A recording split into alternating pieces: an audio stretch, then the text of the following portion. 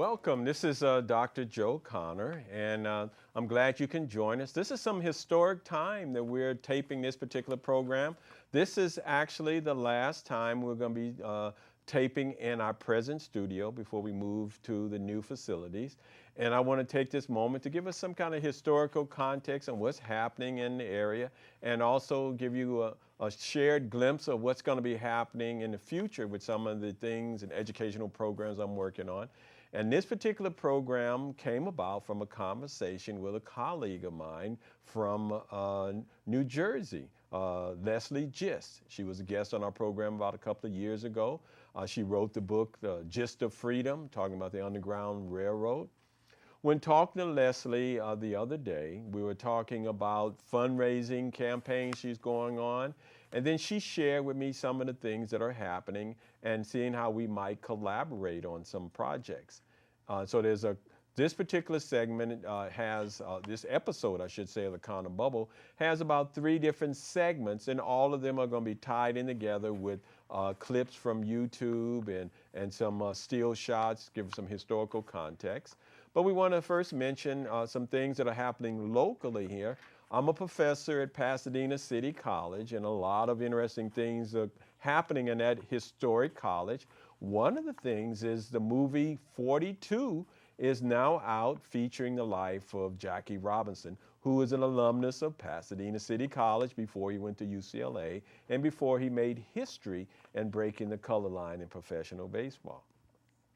But PCC is also very valuable because I've never been anywhere within California or other places where people have not spoken very highly of the education at Pasadena City College. In fact, one time on a program I was running, it was funded by NASA. It was a 6-year program. We worked with pre-college students, 6th and 7th graders, and we went on a field trip down to the University of California, San Diego, and the Scripps Institution of Oceanography. And on one of those trips, we came in contact with one of the dean of students. His name is James Bond. He's since retired from UCSD. And he shared, unsponsored, unsolicited, a comment that Pasadena City College was the only community college at that time where statistically the students' grade point average went up. And I put this in these 2 things, juxtaposition and what's happening today in the spring of 2013. 2 historic votes, actually 3, but 2, I'll count them as 2, one from the faculty and one from the students, a vote of no confidence for the present administration at Pasadena City College, and which I wholeheartedly agree with, the vote of no confidence. And what my reason has to do with historically, I've shared with you as my guest, we've been working to try to help Pasadena City College raise substantial amount of funds. At one point, for about 3 years, I was the president of the chairman of the Academic Senate, which is an organization where faculty decide the pedagogical aspects of teaching at Pasadena City College. On that committee, we came up with a plan to raise $100 million for Pasadena City College. And so the Academic Senate presented the plan to the then acting president, Perfuma, no, not Perfuma, but the acting president at the time. And she basically rejected the idea, didn't think it was something that they wanted to do. And then the President Rocha came in. And then we shared the ideas with him. And he said, if you give me a list of people who can donate $100,000, and he'll get on it immediately. So I gave him a list of people, about 200 people, who are committed to donating $1 million or more to their community. And basically, he sat on it and did nothing with it. So that's my concern, is that why we need to better deal with the financial issues that the campus has. It's not that there's no money out there. We just are dealing with a structure where, uniquely so, where we're not going out talking to people who want to donate money to education, but not really doing the asking of these people. The Bible says you have not because you ask not. That's the first thing. And the other thing, or you ask amiss. And so what we wanted to do is help the college to get out and raise $100 million. And for 3 years, we gave it to 2 different administrations, and all of them sat on it. And then more recently, we gave the list of donors not only to the president, we gave it to the head of the foundation at Pasadena City College. We sent the list to every member of the Board of Trustees at Pasadena City College. So they have a list of people who want to donate monies to the campus. And I was looking at some of the notes from the Faculty Association. Our current president is going to be one of the highest paid, or not the highest paid president in the area, the college president, which is kind of strange considering that we're not raising the serious money. Even with Proposition 30 being passed, we are doing quite well financially, but we're doing some backtracking in terms of the number of students in the class, and you'll hear more about it, the calendar issues that are raised and stuff like that. But in the context we're talking about today, I want to, so in historical context, it takes cooperation. People with vision and people with the financial means to support education. And that's what the connection yesterday, which was April the 22nd, 2013, Ms. Gist shared with me about a movie. And we're going to be showing you little clips of this movie.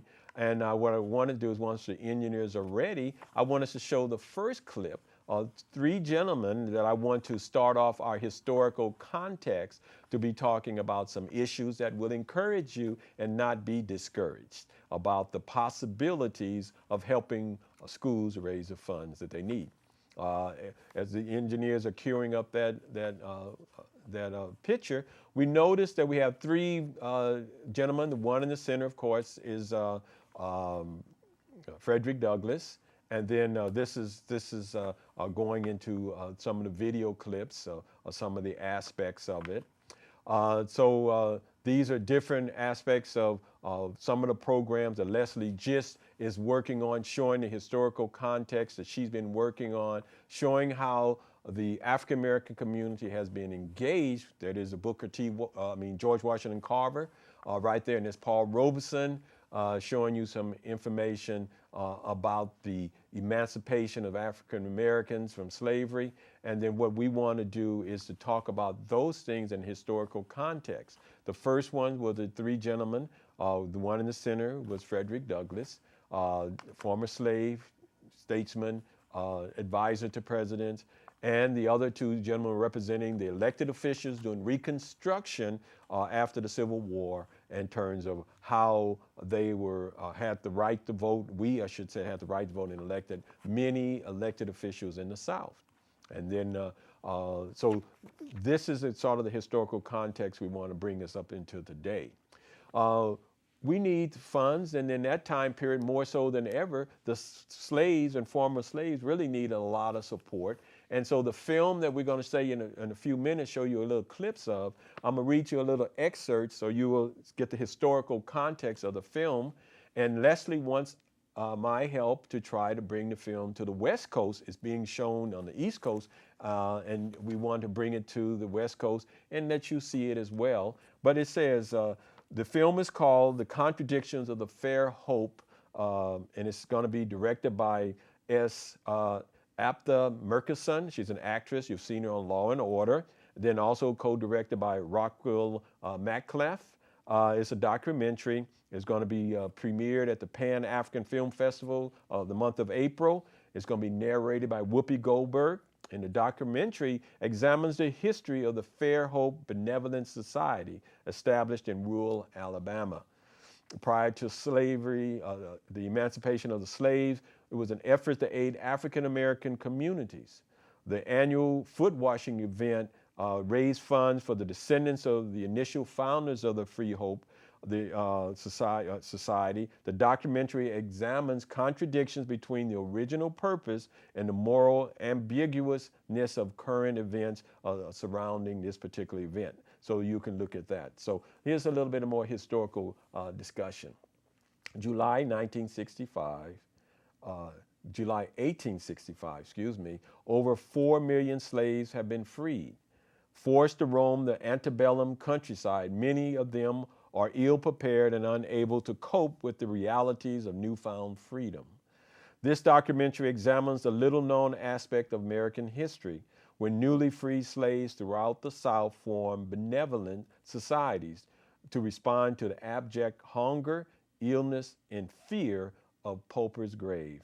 The documentary sets the stage in rural Alabama prior to emancipation and traces the development, strategies, contributions, and gradual loss of tradition of one of the last remaining African American benevolent societies, known as the Free Hope Benevolent Society in Uniontown, Alabama. Through gripping human stories of some of the last surviving society members and interviews with historians, the local residents, the film provides an unprecedented look at the complex and moral ambiguous world of the Fairhope juxtaposition against the worldly pleasures of what has become known as the annual foot wash celebration. So take a look at this little clip, and then we'll get an idea. We'll come back and talk some more about what can be done to help our communities raise the funds that they need. So if they will show the clip, then we can be able to go on from there. It's only about 3 minutes or so. What do you think is going on in the woods? Well, I figured they were down there having their barbecue and drinking. When this thing started out, it was a spiritual thing. People came, had church, and enjoyed, sing, and have a good time. And now, you name it, they are doing it. It started out as a religious thing, but it exploded into something else. The frolic in the woods.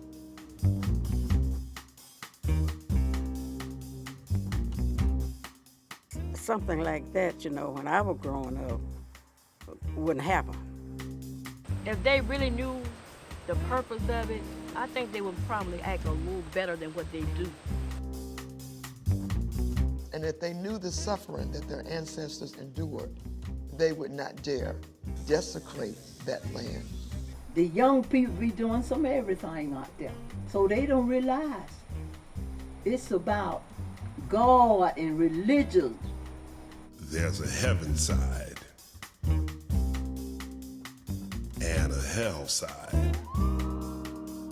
I think it's a disgrace. Which side will you be on?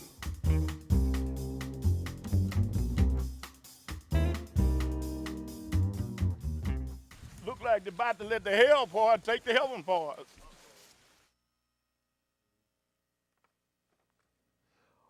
Okay, welcome back. As you can see, there are some concerns and some of the descendants of some of the people who knew what the original purpose of this society, benevolent society was, and what some of the young people have taken it on to mean. And so these are opportunities to see that we can go back, look at history, and see what we can do to meet the challenges that we have in the 21st century. And that's what Lesley Gist is trying to do with bringing this film out across the country, in the East Coast right now. And there are a couple of places where the film is going to be shown in New York. It's going to be shown in New York, Philadelphia, and also in Baltimore, Maryland. They're going to be showing that. March the 8th, it was shown in New York. March the 12th, it was in Philadelphia. And March the 23rd, I was in Baltimore, Maryland, and where the film was shown. And so what we want to do is to alert you to this, and you can go to the website and look at, search on this particular film. It's called contradictionsoffairhope.com, and you can get some information about that. So contradictionsoffairhope.com, and you can get some more detail about that. And we'll keep you posted as well about some of the things that are happening. And so as we are talking about raising funds and helping organizations raise funds, as I mentioned, I was trying to, as the chairman of the committee at Pasadena City College, to try to help my campus raise and tap into funds from our community and across the country because of the great reputation the campus has as a teaching institution to try to raise $100 million. I'm also an alumnus at the University of Southern California. The current president, when he was inaugurated, within 5 minutes of his inauguration, into the presidency at USC, he got 2 donations, each one for $50 million. And that's part of the reason I thought that the $100 million number was doable. If the president at USC could get it in 5 minutes, surely the Pasadena City College could do the same. And so that was my vision for that, and also shared by the committee members that served with me on the Academic Senate fundraising committee. I since resigned from that committee because it was nothing happening. No one really was serious about raising the kind of monies that we need and could raise at a premier institution like Pasadena City College. That is at the present time as we speak.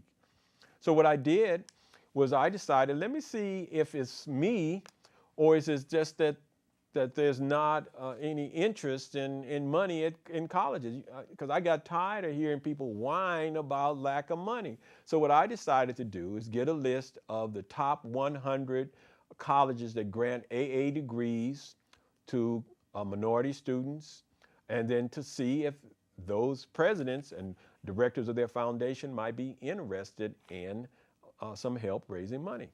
So I contacted cold turkey, just called people on the phone and said, basically, this is Dr. Connor. I would like to speak with your president or the director of your foundation and see if you would like help raising $1 million or more for your campus. And some said, no, we're not interested. Sounds too good to be true. Others, 30 or more colleges, said, sure, we'd like to at least hear about it. And so I told them there's no cost. My company just donated the list to them if there were a requirement. One, you must contact the people on the list that we give you within 5 business days. And then that could have been as simple as sending them a postcard, inviting them to the campus. That was basically the only requirement. Any other than that, there was no need to contact me again. And they told me 5 cities that they wanted. I gave them a list of donors from 5 cities of their choice. And then if they didn't have people who could donate $100,000 or more, then I would come up with another city close to those that they picked, and then give them a list from that. So what happened? Within 2.5 months, on the summer of 2012, I was able to provide at no cost to those 30 plus colleges and 15 states a list of people who wanted to contribute more than $7 billion, and they want to give to their community. Found some people, one person in California who can personally donate $1.8 billion. Found a couple in New York City that can donate $1.1 billion, and they want to donate this to education. So what I'm telling you as the audience, don't get suckered into paying more taxes for education unless the president of those colleges that are asking you to raise the money have done and demonstrated that they have talked to willing donors. And they have to justify that before asking you as the taxpayer to come up with any more money. They should be seeing what have they done in their foundations to go and raise the money. And so those 15 colleges, or I should say 15 states, then we are staying in contact with them for other projects. And one of the other projects is to put together what we call an ocean consortium to help colleges create a way to use GIS, GPS technology to help young people become more aware of a technology, GIS, that is going to be revolutionizing the way to handle data collected about the deep ocean. The deep ocean floor, we've only mapped 3% of the ocean floor anywhere near like we do on the streets here. So that's 97% of the ocean floor that hasn't really been mapped at all. What that means is it's a golden opportunity for children to be a part of something new. And we wanted to help colleges around the country. So we are looking, and we will be starting 10 of these consortiums around the country and help them start off with $10 million is our goal for each of these consortium. And we've sent letters to 15 governors from those 15 states we mentioned, and also to every senator, federal senator, and telling them what we are planning on doing and looking to see if they knew any institutions and that wanted our help. So we'll be following up with those senators in the next couple of weeks or so to see if there's anyone they would like us to talk to see about that. In the meantime, We've contracted with a district, a school district, not a school, but a whole school district, K to 12, to work with them to be able to do some interesting things with, and set up 2 institutions within that district, one dealing with NASA and then one dealing with innovative technology. And so we're going to be keeping you posted about that. And we'll be making a press release to let you know about the So we're getting ready to show the next video, which will be showing you some information a little bit more about some of the visionaries of the history and also some of the ways that partnering with donors. And this is why I wanted to make the context of the donor, because this is something that is nothing new, but it's something that has a rich history. We're going to see a video with Booker T. Washington, not a video, but a clip with Booker T. Washington's picture, and also Julius Rosenwald. And we'll talk more about these gentlemen once we look at the next one. To the audience, but I first wanted to ask, why this film? Why, what, open it up to the audience, but I first wanted to ask, why this film? Why, what drew you to it? What made you want to bring this story and subject to life for us? So if you can just sort of talk about that. Raquel brought the story to me. Well, you know, it really started initially. I'll talk about the beginning and then you can finish it up. So it started with a conversation that I was having with my grandmother. And my grandmother, who's now 99, she lives in Alabama alone on a farm. With 25 head of cattle. Right. And she, one day, you know, she was talking with me about her great-great-grandmother. And the 2 photographs that you saw were photographs of my great-great-grandmother, who was born a slave in Virginia and brought to Alabama to live on a cotton plantation. And my grandmother was always real curious about history, and she would always talk to my great-grandmother about, you know, what was it like to be a slave? How did it feel to be sold into slavery with your mother? Tell me about emancipation. And that was interesting to me, but one of the most interesting parts of their conversation was about the role that benevolent societies played in the lives of newly freed slaves. And I was just fascinated by it because, you know, in this country, we have a working knowledge of slavery and emancipation, but then as far as African American history is concerned, we fast forward to the 1960s. And a lot happened between emancipation and the 1960s that transformed African American culture. And one of the most important aspects of that transformation was the proliferation of benevolent societies. So Ipetha and I really wanted to preserve and document that forgotten aspect of American history. So then that's some background. Then I'll tell you how Ipetha, what happened that made her want to bring the story to life. We knew we had this production company. We thought we would be doing narrative film. And when he came back from this particular visit with his grandmother, he started telling me about the foot wash and the Benevolent Society. And he said, I think we have our first project. And I was like, all right, here, just take some cameras back and take some pictures, because I've never heard of Benevolent Societies. And foot wash, isn't that something, washing the feet? And he said, no, it's different. I said, well, go down there and take some pictures and come back. And he came back, and you see, Raquel has like, his arm span is like wide. So he comes back with one photograph that particularly interested me. It was Raquel with this big smile on his face, arms akimbo, in front of 6 naked women with the biggest asses I've ever seen. It's true. And I said, wait a minute. You said your grandmother belonged to this organization. I said, we need to find out how it got from there to here. And that's really how it started. Yeah, so you can see there's history has been lost. in many different ways. And that some of the problems that we face today are because of lack of history, complete history. So that's why the title of History Continuing. And this is what we want to show, that we have another segment, a photograph of Booker T. Washington and also of Julius Roseman. This is Booker T. Washington, and the other photograph is of Julius Rosenwald. Booker T. Washington you probably heard of, but Mr. Rosenwald, which you see right there, you probably never heard of.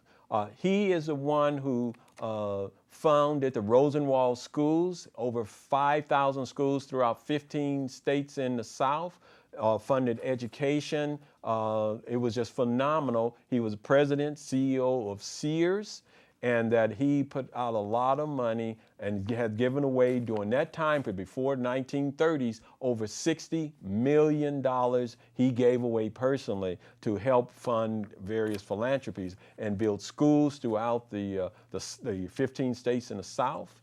And then we're going to be providing Ms. Gist with a list of donors from those, some 8 of those 15 states of the colleges that we helped in the last year, and give her a list of potential donors to help her on her projects. And so we're going to be doing and keep you posted. So we wanted to bring to your attention, this is just scratching the surface, and we want you to be aware of this, and we want to let you know early on, as regular viewers of the Connor Bubble, we're getting ready to move on in a big way in 2013 to be able to provide some financial help to worthy causes, and also to be able to help improve education and locally and nationally.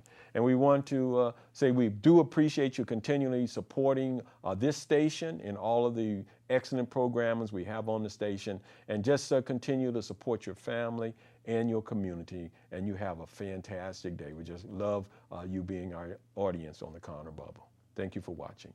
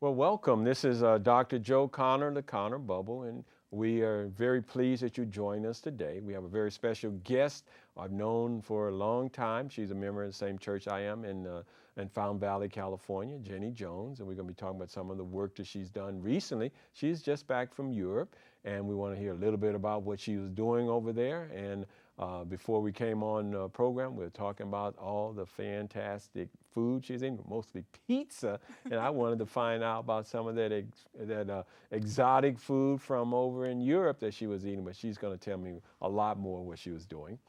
But once again, we're going to let you know that my contacts and team, we're looking to help schools around the country to improve their science, technology, engineering, math, and medicine outreach efforts, what I call STEM Squared.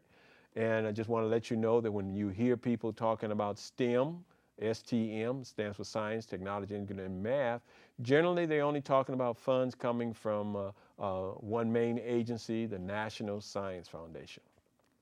And I add in the medicine piece. I've been using science, technology, engineering, math, and medicine to teach and outreach to children since 1972 when I was a senior at the University of Southern California, and then even to today in 2013. Because the reason we add in the medicine piece is because children don't separate science and medicine, but by law, the medical piece is handled by the National Institutes of Health. And they are the largest funder of biomedical research in the world. And when you put them together, I have this little ink pen as a prop. If you look at the little clip here, that clip represents the relative amount of funds with the National Science Foundation. But if you compare the medical funding from the National Institutes of Health, it's the length of the pen. So you can see when you hear people talking about STEM, they're leaving a lot of the money on the table. And so what we want to do is to sort of bring you up to date, and you'll be hearing more about that distinction because you should be aware of that. So we're looking to do that. We have one school district we're going to be working with to help them beef up couple of their academies that they have, one dealing with NASA enterprises. We want to help them get it up and running and funding in the neighborhood of $10 million, and plus they want to start an endowment, and another one dealing with entrepreneurial innovation ideas to get students to be very creative. We're going to do that one, and that too we want to start them out with a $10 million core budget, and so that's the plan. Back in 2003, we took about 25 young people from the Pasadena, California area to Washington, D.C., Baltimore area, introduced them to various science and technology and medical pieces. We had private meetings with the National Institutes of Health and found out about their project. Now it's called Project Reporter. It's a database, an interactive database that can help schools learn about funding biomedical research. Well, the superintendent of schools at this district, he's been using some of our suggestions, and I've been working with the City of Hope that's dedicated at least 2 internships for their students, and they've been doing work on genetics and AIDS research, and it's just a phenomenal thing that they've been doing over the years. And we'll be bringing you more up to date. Once we get the press release ready, we'll make sure that you know about what's going on and announce officially this district that we're working with.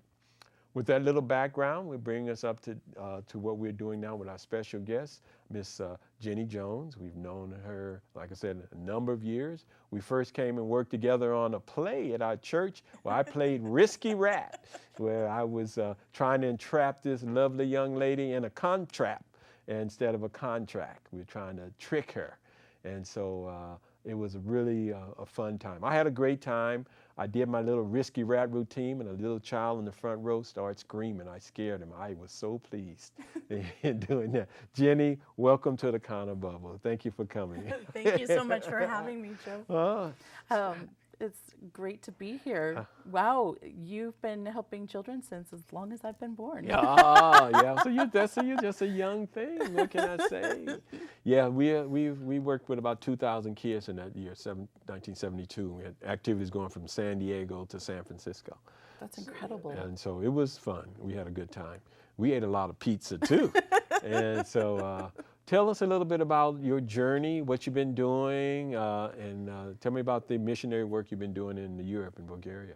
Well, it's interesting that you say that, we did the Risky Rat and Charity Church Mouse, because back then I was just going to college and I was considering going on a missions trip way back when I was about 17, 18, probably right about 18, almost 19. And my life took a lot of different turns, and that didn't happen. Right. And so I feel like, God just kind of put it on the back burner, and I had this opportunity to go. I work with a group of ladies called Elevated to Excellence, and it is founded by Christina Williams, an incredible leader and international speaker. She's also the founder, like I said, and I had the opportunity to go to Stara Zagora, Bulgaria, with her and 3 other ladies from our organization. My role in the group is the concierge. And the way I got introduced to what this... does that actually mean? That means that when I was an executive concierge for a hotel, and so basically, you know, you kind of handle the logistics and you take care of the little small intricate details. When people register, but they have questions about which room their conference is in or their breakout session, or maybe just the questions that registration isn't able to answer right then because they have their registration responsibilities, they come and talk to me. And so I'm the friendly face that puts them in the right direction. And just calms them down. Exactly, exactly. Now, when you were doing your concierge activities over in Bulgaria, was there any need for that kind of, you know, relaxing demeanor while you were traveling? Well, actually, I kind of take on the concierge position everywhere I go, but my role specifically for this trip was to bring dance to the young girls of the church. We had a little gal named, we had Zari, and she was 15, and her sister Ruthie, and she was 13, and then we had Mira, and she's 17, and then one of our team members, 23, and that's Terry, and we did some choreography to Bob Fitt's song, what is that called? Above All Else. And actually, we did that in one of our shows at Living Waters. That's where I got the song from. And I choreographed to that, and they learned it for the National Women's Convention, the Foursquare Convention. In Bulgaria? Yes, the National Convention. Now, and that's where they performed. Now, when you were talking to those ladies and you're involved with this, was it difficult for you to decide, since it's your first mission trip, was it difficult to decide this is the one I'm going to go on? Well, we had 2 different options, and one of them was the Congo. And with all the unrest in the Congo, we are working with an organization that it's just not the right timing. And the Elevated to Excellence group has gone before to Bulgaria, and the ladies were just saying, come back, come back. And so the opportunity was just the right time. I wasn't sure that I should be going on the trip or not, and everything fell into place bizarrely. And at the last minute, I just felt like God was saying, will you trust me every step of the way, including getting on the airplane, not sure how I was going to pay for the tail end of the trip. But it all just worked out, and it was pretty incredible. So walk by faith, yes. not by sight. Yes. I've heard that before. Yes. Now tell me, it sounds like you were focusing on working with the young ladies. Is that correct? Yes. Is there support in the whole family for the ladies to be so focused on?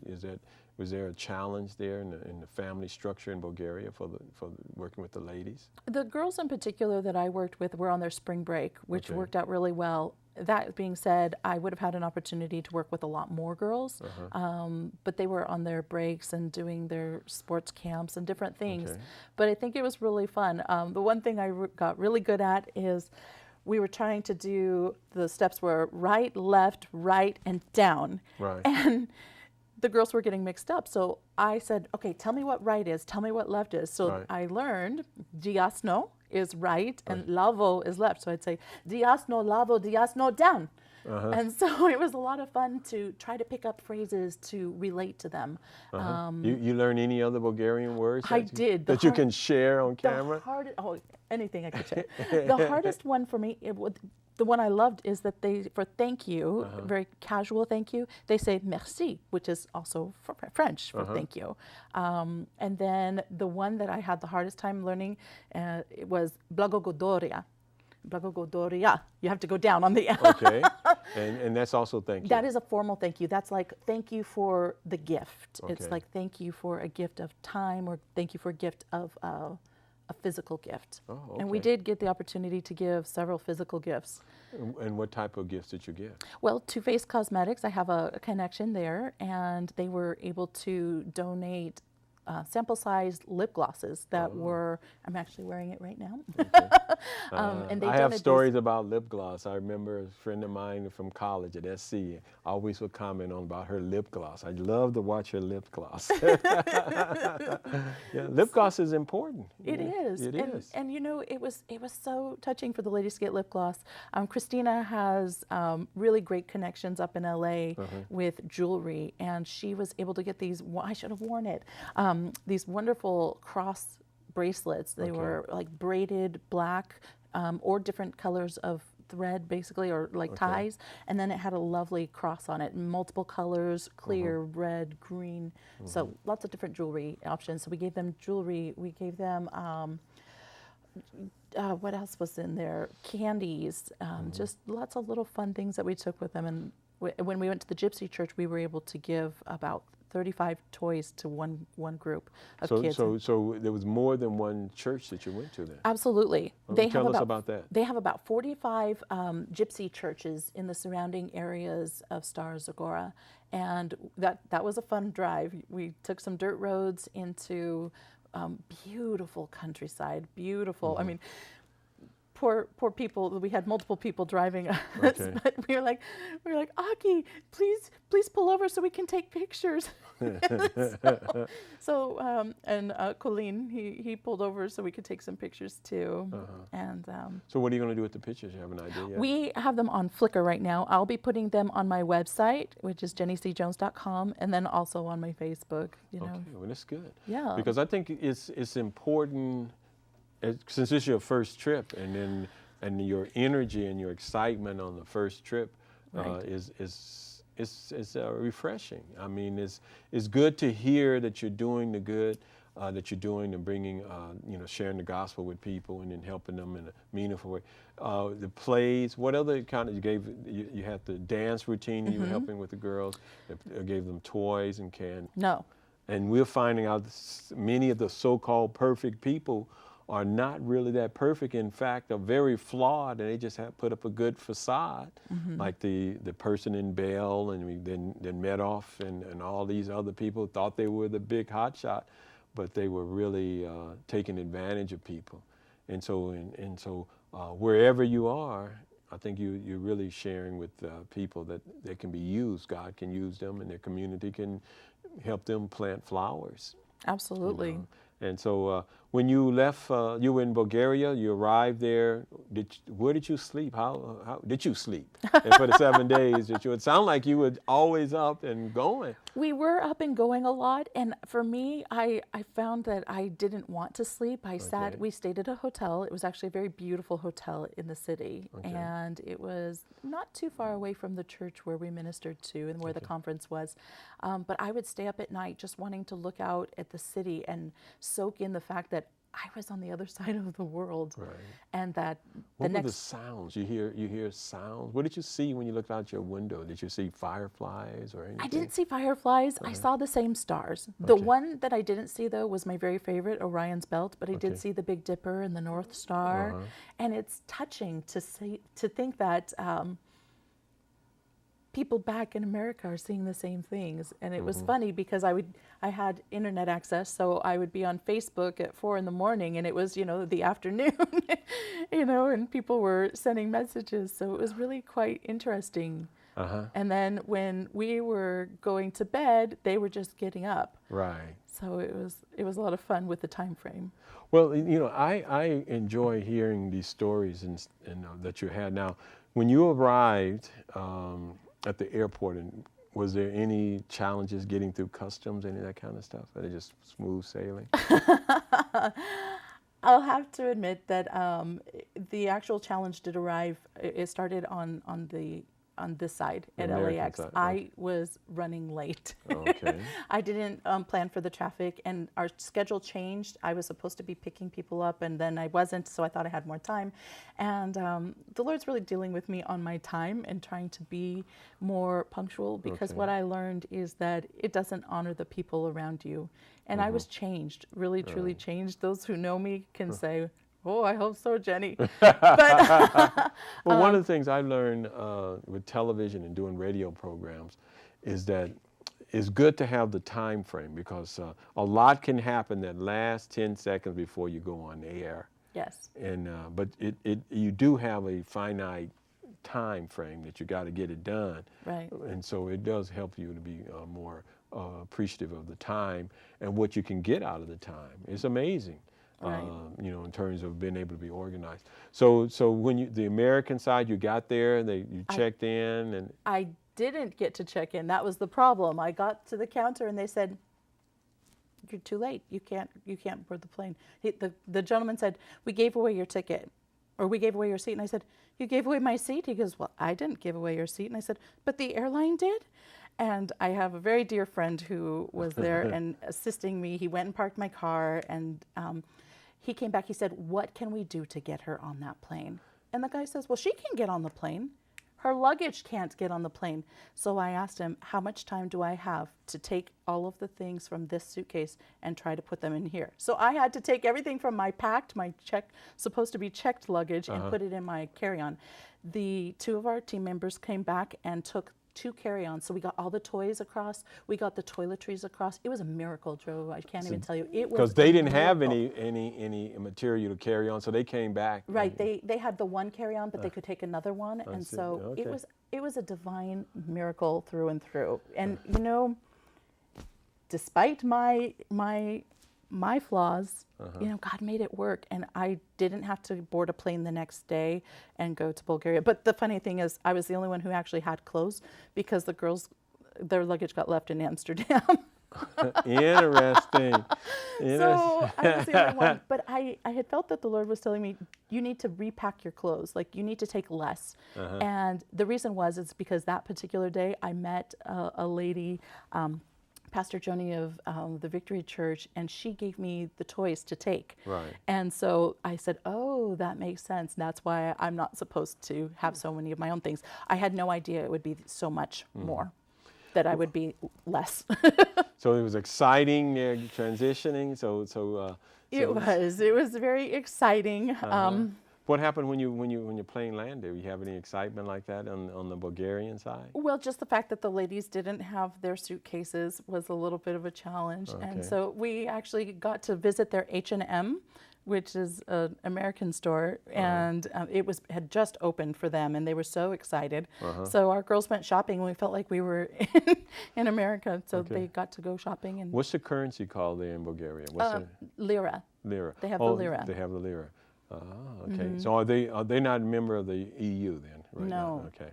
In fact, when I got to London, I picked up euros because I didn't know about the pounds. Right. And so I went to pay my driver when he took me to Luton Airport, and he said, "Oh, these are euros." And I said, "Uh-huh." And he said, "Oh, we don't use those." But he was so nice. He said, "I'll just keep it for when I go on holiday." And I said, "Thank you so much." Well, he knew the transitional rate, so he got a good deal. Well, we were able to do, where it was fair. And he was very fair. And he actually was our driver I think the 3 different times that we needed a car.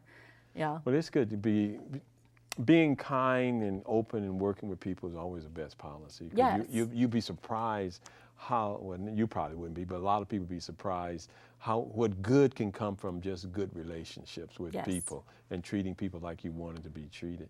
We got a couple of minutes or so, and what would you like the audience to know about this experience? It's mission service kind of concept. What would you like them to know? That anyone can get involved. The things that we asked for were prayer, of course. You can always be a prayer partner for people that are going. And missions doesn't have to be across the world. Missions is in your own backyard, the person across the street who's hurting. Right. If you see somebody who's alone, you can pray for them, and you can just go extend yourself to them. You can always support financially. I know that we're always accepting donations, and I'm looking at going to the Congo to actually teach the women how to either make perfumes or soaps or something. And I also feel a spirit of dance, and like I used to dance. And the one thing that I'm going to be doing is I'm taking on a very, very personal and renewal project for myself, and that is to physically drop a lot of weight. Okay, very good. Well, It's exciting. Yeah. This is Dr. Joe Connor. My special guest is Jenny Jones. Just came back from a missionary trip in Europe. We talked about Bulgaria, but she also went to Scotland. And so we didn't have a chance to talk about that. But yeah, stay tuned. We may have her back as another guest another time. We appreciate you watching the Connor Bubble, and you have a fantastic day. Thank you for watching. Jenny, it's great. This is so much fun. Thank Did you. I mean, this is great. You know, did you know that we